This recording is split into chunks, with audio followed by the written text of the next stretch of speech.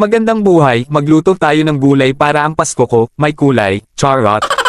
Ayan nga kumuha na nga ako ng gulay para may ulam guys, sigurado mapasarap na naman ang kain ko dito guys, kaway-kaway sa nag-uulam ng gulay, sobrang sarap talaga nito kasi naman fresh na gulay siya guys, kaya mag-ulam din kayo ng gulay para ang Pasko ninyo may kulay, charot.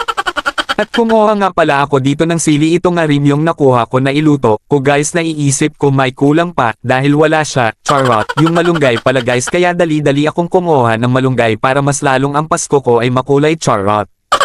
Kaya nung nakakuha na ako ng malunggay at hinihimay ko na rin ito guys, habang kinihimay ko kumakanta pa ako ng kung ako na lang sana ang iyong minahal, di sana ako ang tagapagluto mo, charot. Umpisan ko na nga magluto para naman maluto na rin ito at takom na talaga ako guys, kaya dito na rin ako nagluto sa mahiwagang lutoan ko guys. Tignan mo naman ang laki ng paglulutuan ko ng gulay guys, kahit mekos-mekos ko ng husto tulad ng pagmekos-mekos niya sa akin, charot, ay hindi matapan guys.